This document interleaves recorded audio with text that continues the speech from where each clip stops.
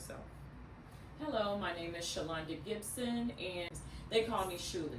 I am a 21-year speech pathologist. I've been doing this for a really long time. I own the Speech and Voice Care Center of Houston, which is a private practice that focuses on helping communicators to improve their voice. Thanks.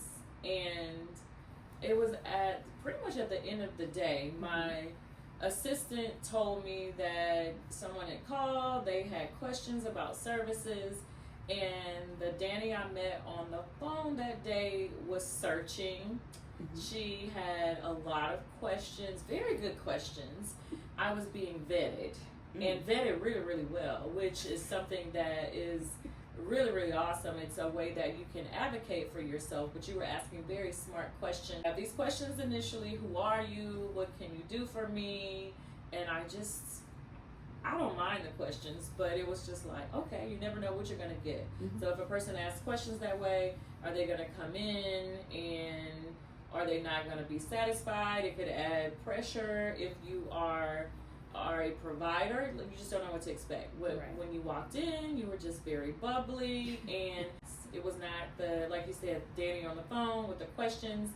You were wearing your advocate hat. You were interviewing me. You were making sure that I was up to snuff, as the old people would say.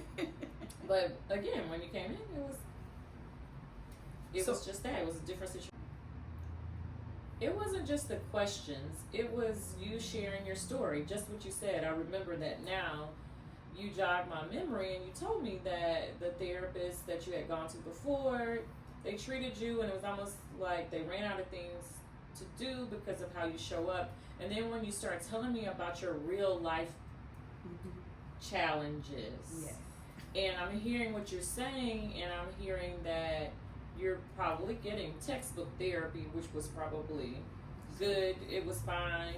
However, it didn't meet your needs because you had some higher level cognitive challenges to help you with your conflict resolution and just being and living in the community.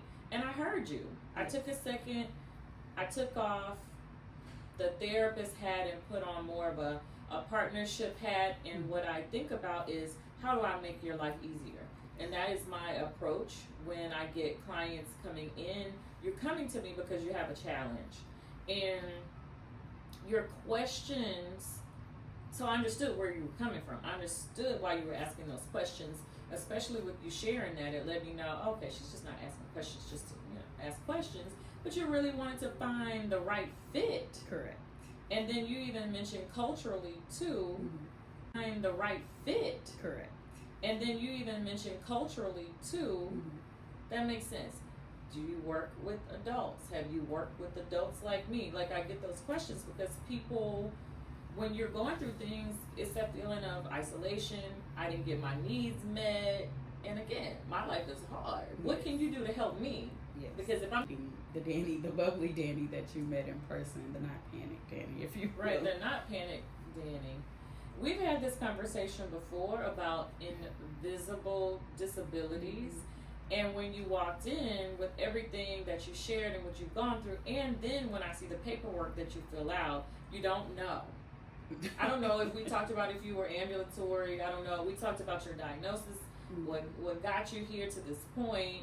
You don't know if somebody's going to come in with a wheelchair. You really don't know. I know that you were able to express yourself on the phone, and you were very much aware, but I didn't know what to expect.